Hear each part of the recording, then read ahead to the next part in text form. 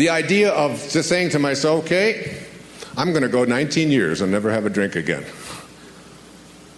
That's just enough to send you off on a binge, isn't it? But you can do easy things, and you can get anywhere from here. You ever hear the line, a journey of 1,000 miles? What? Begins with one step. That's right out of the Tao Te Ching. That was Lao Tzu. It's so simple. So when you think about balance in your life, think like this about being in balance. You have a dream, and your dream is to live a life that goes a certain way, that looks a certain way, that feels a certain way. You have a dream that you would like to be able to attract prosperity into your life, that you would like to live a prosperous life. My favorite example, I did it on the PBS show, of the lady sitting next to me from San Francisco who was flying back from Maui after having just done a wedding. And I said to her, what do you do? And she said, I'm a photographer. And I said, oh, how's it going? And she said, well, I'm never going to get rich at it. Now, this is just a thought. Is it true? I don't know if it's true. How can that be? How can you know if that's true, that you're never going to get rich? You don't know. So I said to her, well, would you like to get rich? This was what I always ask when people ask. Well, she said, well, of course. She said, who wouldn't want to be rich? Everybody wants to be able to buy the things they want. We all want that. I said, so let me see if I understand. You would like to get rich. That's your dream. But what you offer up to that dream is that it'll never happen. That's out of balance. That's the kind of balance I'm speaking about. Not the kind of balance that allows you to do these kinds of things. The kind of balance that you begin to realize that there's a misalignment, if you will, between what it is that you are thinking and what it is that you offer up in the way of habits to make those dreams a reality. I call it principles for creating habits to match your desire. Listen to this quote. It's from Ralph Waldo Emerson. He said, want, like what you want, is a growing giant whom the coat of have was never large enough to cover.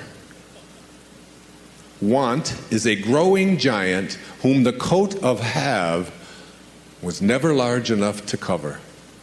That is, what you want and what you have are completely and totally out of balance. And Lao Tzu says this to you through me. When you put your attention on what you intend to create and you stay aligned with the way, with the source from which you came, it will show up. It has to. It has to. So that all of the deficiencies, all of the things that you want but are not able to manifest, have not manifested yet into your life, all of it is not because the universe isn't working with you. It will.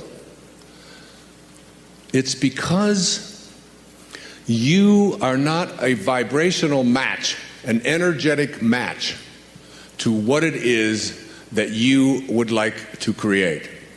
And all today is about is learning to change the way you look at your life and understanding that the life that you're living will change just by your changing your opinion about it. It's so beautifully freeing to not be concerned any longer with whether or not what you would like to have is going to show up. If you would like to accomplish something, you must first expect it of yourself. And my question to you is, what do you expect of yourself? Do you expect to be able to perform miracles, to attract into your life the kind of prosperity that you are entitled to? Do you expect that you can manifest the kind of relationships that you would like?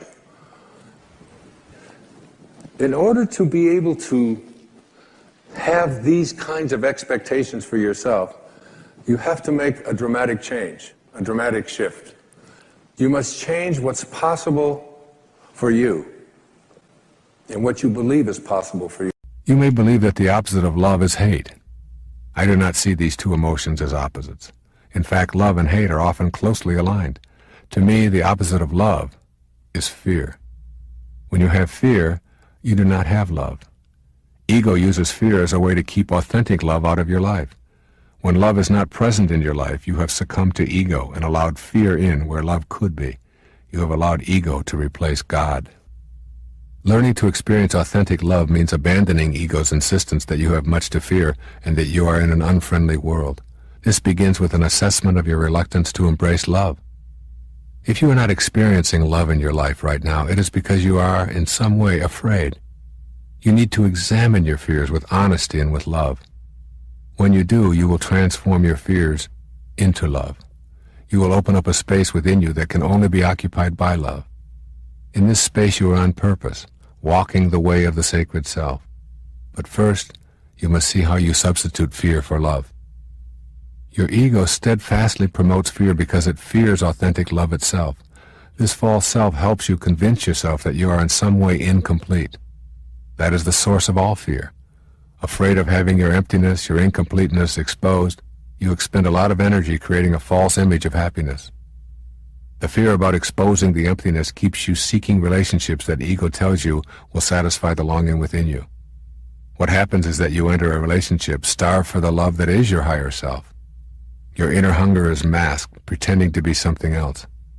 No wonder so many people repeatedly think they have found love and repeatedly declare they've lost it. How different it is when you can notice the inner emptiness and think, what's not to like? This longing is part of being human and knowing love. Then you will let ego know that fear is not your choice. Love is your choice. Just imagine how our system might be if people knew they were already complete. What would you need to purchase? What would you need to have to own? Who would you have to impress? Who would you need to have on your arm? The answers give you an idea of how much we rely on the fear that we are incomplete and unacceptable as we are, and how unaware we are of our divine connection. The fear that is a substitute for love is simply a fear of being unacceptable. Virtually all fears can be traced directly back to self-esteem. If you love yourself, you will be able to transform your fears with love rather than allow them to direct your life. If you have an inner feeling of being complete and whole, knowing the loving presence that is there, then fear becomes a loving invitation to know more or to change something in your life. Fear will no longer threaten you as it did when you were unacquainted with your higher self. The inability to rely on the love that is our very essence shows up in many forms. Your ego wants you to believe that you are unacceptable and will gleefully assist you in creating an image to prove that it is so. Manifestations like obesity and personal slovenliness and eating disorders often are the fear-based projection of yourself. Ego can influence you to shun all efforts to be loved by others by refusing to allow the risk of an intimate encounter or the development of an intimate relationship. Ego often makes you selfishly pursue your own goals at others' expenses. You engage in perpetual conversation about yourself. We often use economic, social, and other types of excuses to defend behavior that does not extend love. For instance, you might excuse unloving or inconsiderate behavior because it's only my job, or because everyone else does it. Expressions of disgust or rudeness towards others are based on ego. They are heard in stores, on freeways, in offices, at airports, in restaurants, any place you are in your daily life. These are some of the common expressions of a fear-based ego struggling to keep you away from the experience of love that is your true essence.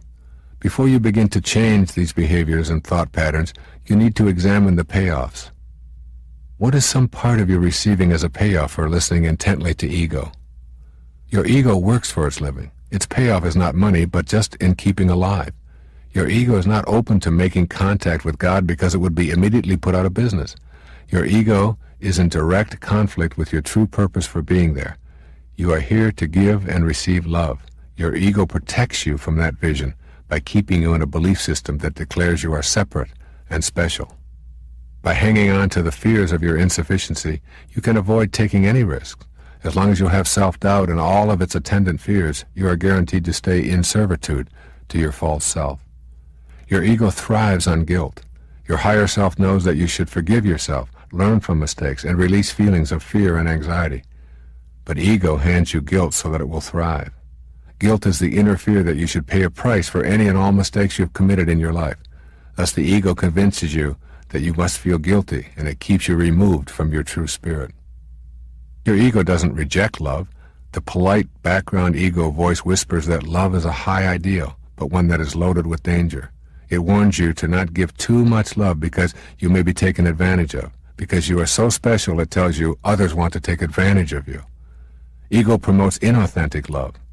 In your relationships with others, your ego convinces you that your partner is just what you need to fill the emptiness within you. This is a great ruse that will forever keep you from knowing love and peace. Make a copy of this passage from Walt Whitman's Leaves of Grass. Tape it to your mirror and read it every morning. It will help stimulate the inner opening to the love you seek and dissolve fears if you are willing to do what the poet suggests. He says, "I exist as I am, that is enough. If no other in the world be aware, I sit content. And if each and all be aware, I sit content. One world is aware, and by far the largest to me, and that is myself. And whether I come to my own today or in 10,000 or 10 million years, I can cheerfully take it now, or with equal cheerfulness, I can wait." Remind yourself that God created you in perfect love, that is changeless and eternal. As you recognize and affirm this aloud each day, you will lose your fear of inadequacy and incompleteness. Constantly recalling the affirmation of being a creation of God beyond the world of the manifest will chase the fears away. Forgive yourself and welcome love back into your life. And in the New Testament it says, "Do not be conformed to this life, but be transformed of it." An interesting notion. And what is all matter on our planet, and how is it created, other than that which was given to us by God? What is it? All matter is, through form, an idea, a thought. I want to invent chalk, I want to make a microphone, I have a thought, and then I manipulate through my form and create matter. What did Jesus do? What did Buddha do? What did Sai Baba do? What did great spiritual leaders do? Do you believe in the miracles of those spiritual people? I mean, do you really believe? Christ said, "All that I can do, you can do, and greater things." How many of you believe in this room that those miracles really happened, or that they're just fiction? How many believe that they really happened? I do too. I know that I can do them too. I wonder how many of you know that you are capable of miracles. Miracles. I'm not here to preach religion at all. I'm here to talk about transformation. What is materializing an object? What is changing water into wine? What is that? But a transformation. It is not using the form, going beyond it. Now, where is the place in your life where there are no boundaries? There is no limit. No limit whatsoever. The only boundaries we have are in form. And as long as you believe you are form, you're going to always have boundaries and obstacles.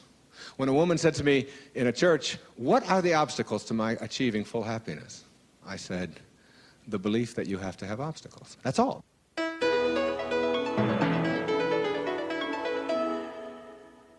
The connection between thinking and creating something for yourself is really there.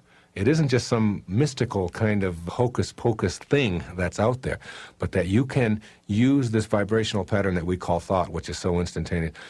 You can literally make anything happen that you want to by the power of your ability to think. You're tuning into some kind of vibrational pattern that is there for everything, and none of us can escape that.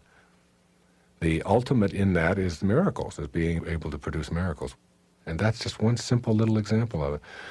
There are many, many other things in this higher self business, or transformation, or in this awakening process, that are only complicated and difficult because we can't see behind it. We can't see the perfect energy that is behind the form. We can't see the perfect intelligence. There's an intelligence behind form. There's an intelligence behind a fish in water and the gills and how it works. There's an intelligence behind a plant.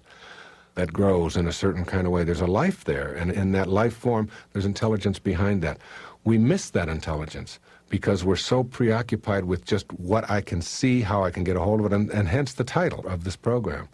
You'll only see it when you believe it. You'll see it when you believe it. If you only believe what you see, then you are limited to just what is on the surface. And you don't even believe in the intelligence behind anything. But if you believe that you'll see it when you believe it, then when you start expecting and knowing that there's a special intelligence in the universe behind everything that has life in it, and you begin to behave as if the perfection in all life really matters, and you begin to know that that is real for each one of us, then what happens is you're looking beyond what everybody else sees. And all of a sudden you start seeing miracles happening in your life that are just astounding to you. And at one time they were just thought of as coincidences, or, oh yeah, but that's weird, but you can't really make that happen. And you start to get to a point in your life where you see that you are much more than just this stuff that you can get a hold of, this form, the five senses that we have, the ability to see and to touch and to smell and this kind of thing. And you begin to know that who you are is much greater than that, much more divine than that, much bigger than that. And it's like you can't ever get a hold of a thought. You can never touch a feeling. You can't come home with a basket full of thoughts or an armload of feelings. Yet you know they're there, and you know that that's how your whole life is. Your whole life is in this realm. Then you begin to look for that special intelligence or that special love. We have so much trouble putting a label on it. And you begin to see it in all life. And you begin to then think in accepting and loving and kind ways towards everything and everyone that has life in it. And before long, you're creating out of that love, out of that special harmony that you are and that is you, you're creating new kinds of relationships, and you're creating new kinds of loves and new kind of excitement in your life. And then before long, you're making things happen that you never thought could happen before. And then you start expecting miracles instead of being surprised by them. And your whole life changes. A lot of people are looking for the how-tos. You know, how can I become a more spiritual person? Or how can I find my purpose? And they start with the way that they learn anything. Problem-solving logic. A plus B plus C plus D equals whatever it is, and you just go through the steps. It's not like that. When you consider that everything that you have done in your life has led you up until this moment that you have right now, and all of the things that you have assessed to be negative, all of the addictions perhaps that you've had, all of the problems you've had in your marriages, all the problems you've had with your children, all of the weight problems perhaps that you've had, all of the difficulties that have come your way, the financial concerns and the bankruptcies and all of the stuff that if you were to reach into your bag, you know, you could pull out this whole bag full of negative stuff. You get to a point that the Buddhists call satori, S-A-T-O-R-I. Satori. It means instant enlightenment. Instant enlightenment. And the Buddhists believe, by and large, that enlightenment is something that happens in instants. It happens in moments. It's like, I've talked about at some of my other tapes, about going through the gate. You know, it's like on one side of the gate is the path that is strewn with thorns, all right? And there's all of the stuff that I have just described. And then there's this gate ahead of you. And then on the other side of the gate is this garden. And there's this flowers, and it's just magnificent, and there's happiness, and there's bliss, and there's fulfillment, and there's all of this wonderful stuff on the other side. But you can't get through the gate. And then comes the moment in your life when you go through the gate. You just go through. You know, the thorns that were there don't matter anymore. The obstacles are no longer obstacles. It's just and it's like, boom, instantaneously, you are now on a different path altogether. I can tell you that for those of you who are struggling and trying to find a formula and trying to get it all into A, B, C, D, E, F, it isn't that way. First of all of the thorns and all of the obstacles that have been created in your life are there for a reason, even though that's a hard thing for us to accept. There's something to be learned from each one of those. And so instead of saying, how can I avoid these in the future, you reprocess your life in a different way and say, I created this for what reason? And I'm going through this because, and you fill in the blanks, or the lesson in this for me is, all right, instead of why is this happening to me and isn't this awful and so on. And then Satori happens. And I mean, that was very revealing for me to read about this instant enlightenment, because every major change that I've made in my life, I mean, they don't seem like big changes, but the changes that I've made happened in instants. I mean, just in seconds. Now, in the physical world of changes that I have made, I can remember when I first decided that I was going to start running and exercising and get myself in shape instead of being overweight and out of shape like I had been. In an instant. And it was a doctor at a hospital where I wasn't a patient. I was working there. I was training the staff in group therapy at North Shore Hospital on Long Island. And this doctor said one thing to me. He said, if you continue on the path that you're on, you're going to be a candidate for a heart attack in 5 years. He wasn't trying to be helpful to me. He wasn't anything. He just was making a statement. And that evening, I went out and I ran for the first time as an adult.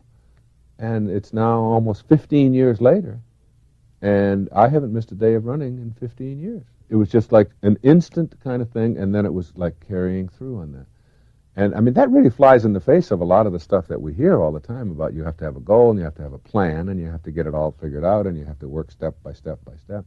I really think that enlightenment, or discovering this inner source of strength, is something that just happens in an instant whenever you're ready. So whoever you are, I mean, if you're smoking, if you're drinking excessively, if you've got addictive habits in your eating habits and so on, if you are behaving in ways with your children or with your wife or coworkers or whatever, and you think that it's just hopeless and that you can't change and that it's just too difficult to process and so on, I'm really saying to you that in an instant you can decide to radically alter your life. And it isn't like even a decision-making process. You're now ready. The same Buddhists say that when the student is ready, the teacher will appear.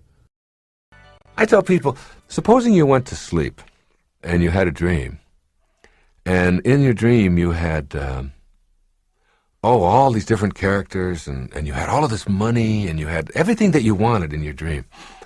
And then you woke up, and then you look back at your dream, and you became attached to the stuff that you had in your dream. And you said, wait a minute, I want that. There was gold in there. There was silver. There was all of these friends. I had a Ferrari there. I mean, all of this. I got to have that. Somebody would come away and cart you off and put you in a rubber room and say, that was a dream. You can't be attached to that. That's just a thought that you have. That's the way you got to view life. Instead of it being an 8-hour dream, it's an 80-year dream or a 90-year dream. And at the end of the dream, you don't want to be looking back at all of the stuff that you wish you could still have, because you can't have it. You don't get any of that. So you try to detach yourself now, while you're here, while you're alive, from the need to have that stuff. Instead, you just let it sort of all flow. As absurd as it would be for you to be attached to the stuff that you had in your dream, it's that absurd for you to be attached to the stuff that you're having in this dream. You have to die while you're alive. Now, that's a very hard concept for people to get. But you have to experience your own death while you're alive. Let me tell you a story. It's a wonderful story. It's an old, ancient story. I'll paraphrase it. There was a hunter who lived in India, and he would go to Africa every 2 years, and he would bring back animals and prizes and things like that. Well, one year he took off and he went to the jungle, and he discovered this large enclave inside the jungle. And it was filled with beautiful parrots, beautiful birds, multicolored, and they all talked. And he couldn't get over it. And he put a net out over one of the trees, and he captured one of the parrots. And he put the parrot in a cage. And he brought the parrot back to be with him in India as his pet. And he fed the parrot sunflower seeds, and he fed him rice, and he took wonderful care of him. He was very good. Kept him in the cage. 2 years went by, and he talked to the parrot every day.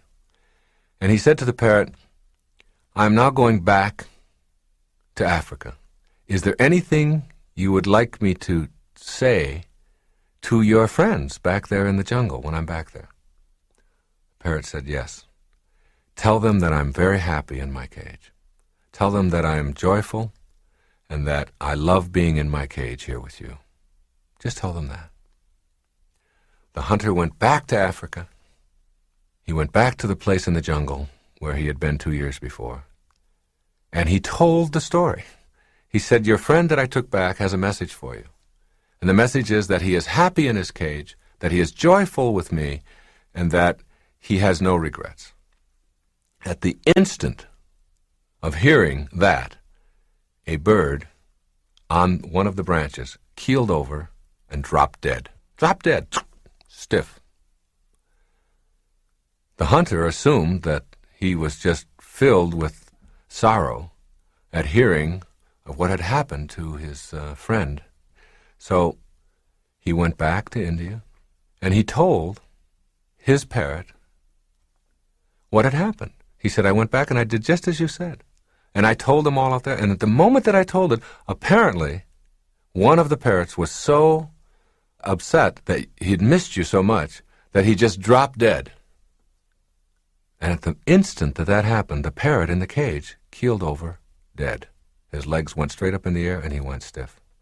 The hunter was beside himself. He couldn't figure out how could this happen. And he took the dead parrot out of the cage, opened it up, and threw it out on the woodpile. The instant that the parrot landed on the woodpile, he flew up to the branch. And the hunter said, you tricked me. What is this? I thought you were dead. And the parrot said, my friend was sending me a message. He told me, by his actions, that in order for you to escape from your cage, you must die while you're alive. Okay, now that's an old story. That's an ancient story that's been told over the years. What does it mean? I mean, don't you see that this is a cage? That the whole planet is a cage? If you can just stand back far enough and see that we're still restricted by the limitations placed on us as human beings. We're stuck here, or maybe in our homes, or in wherever we are. We're all in cages. And even though we have more room to manipulate, we may even have a whole planet, we're still sort of in cages. Now, how do you escape from the cage that you're in? You have to die while you're alive. You have to literally experience your own death. All of us have to. All of us are going to die. So why not experience it in advance? And see yourself out of your body, gone, but able to look back at what's going on now. Just like the dream, where you have the dream and you have everything you want, but you're able to look back at it. As you do that, you begin to see the folly, the absurdity of hanging on to anything, of being attached to anything, of needing anything, of telling yourself that I can't be happy if, from the perspective of having died, but being able to look back on it just like the dream. As soon as you can do that, as soon as you can experience yourself formless, dimensionless, form and all of the attendant things that you hang on to become irrelevant. They're not necessary any longer. You have a whole new way of living, a new way of being. It's my experience that most people live their lives in the wake by hanging on to personal histories to justify their self-defeating behaviors and the scarcity in their lives. They hang on to past pains, abuses, and shortcomings as calling cards to announce a poor me status to everyone they meet within minutes of their introduction. I was abandoned as a child. I'm an alcoholic. I'm an incest survivor. My parents were divorced and I've never gotten over it. The list could go on for hours and hours. Your past is over. By bonding to your past, you not only ensure that you'll be immobilized today, but you prevent yourself from healing. By referring to past struggles and using them as the reasons for not getting on with your life today, you're doing the equivalent of attributing to the wake the ability to drive the boat. This also works in reverse. Many people refer to the good old days that are gone forever as the reason why they can't be happy and fulfilled today. Everything has changed. No one respects anybody else like they used to. $1 used to be worth $1. Now everything is so overpriced. People don't seem to want to help out like they did in the past. When we were kids, we respected authority. Today's kids walk all over their parents. This is also living in the wake and assigning responsibility to the past for why you can't be successful or happy today. Getting out of the wake. Imagine a pencil with the ability to only write your past history.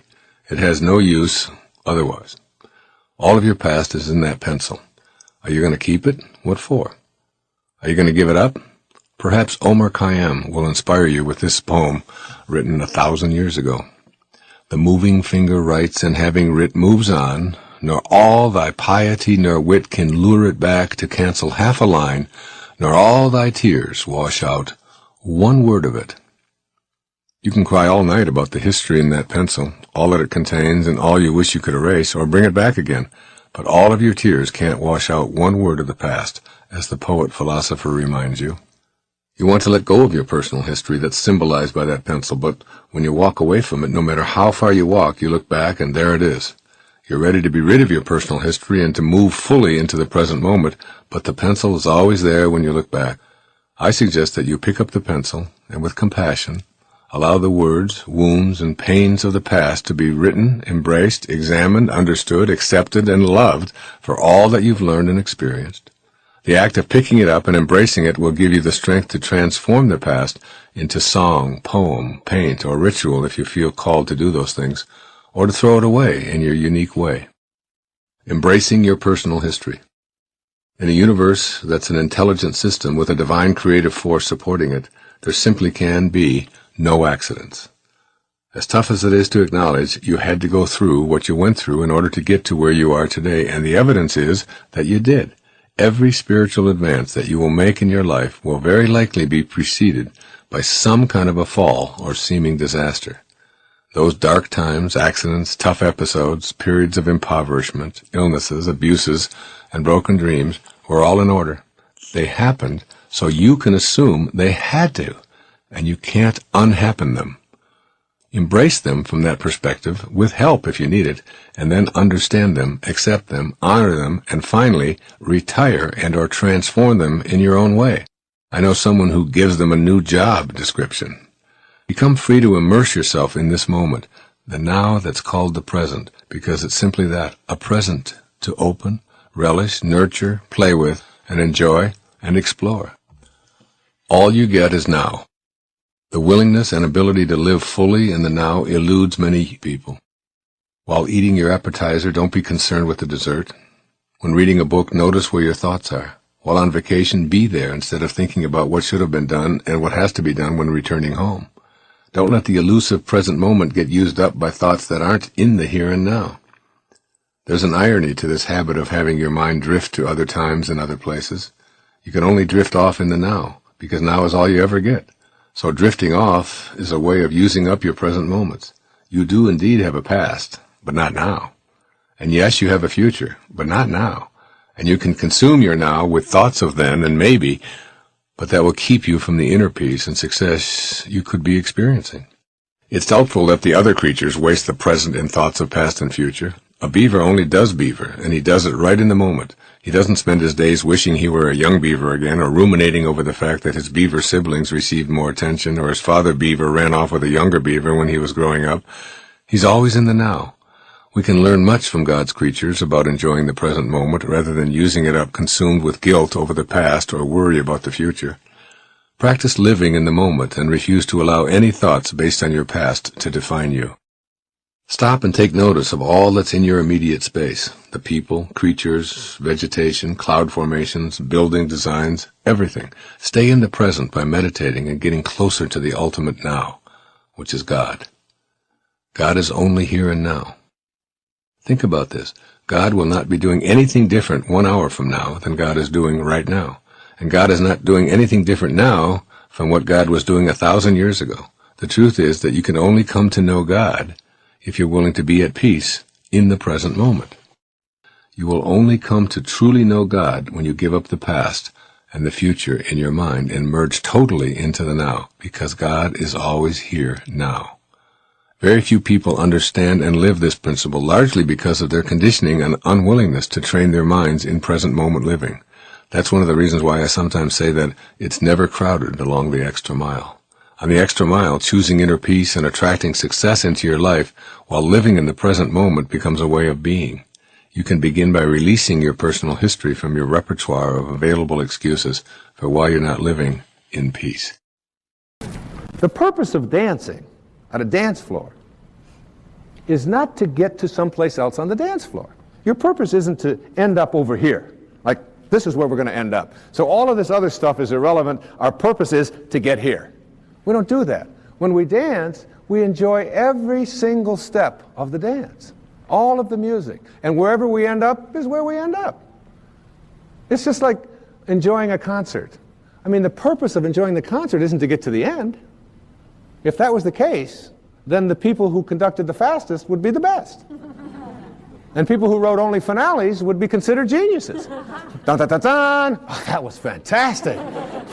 You see? It's like peeling a banana. You know, the purpose isn't to get to the other end. It's to enjoy every bite. And the same with life. If we, self-actualizing, fully functioning, highly spiritual people, the great teachers are people who didn't do what they did because they were going to make money off of it, because they were going to be approved of, because it was going to be enduring. They did it because it was what their heart told them they had to do. They have no investment in power or control over others. Their life is not about who I'm better than. See, true nobility is not about being better than somebody else. Everybody's better than somebody else at something and not as good as somebody else at something else. True nobility is about being better than you used to be. It's about growing in your life. That's what nobility is. And highly functioning people they're not looking into other people's lives. The last line of Candide, Voltaire's great novel, this whole story of this wanderer, Candide, this great teacher and sort of comic person. The last line, I guess we'll have to learn to cultivate our own garden. Cultivate your own garden. If other people want to grow rutabagas and you want to grow cabbage, then allow that and be independent of that. But so many people live their lives through what others are doing, how well they're doing it. Fully functioning people let go of that. That they have incredibly high energy and enthusiasm.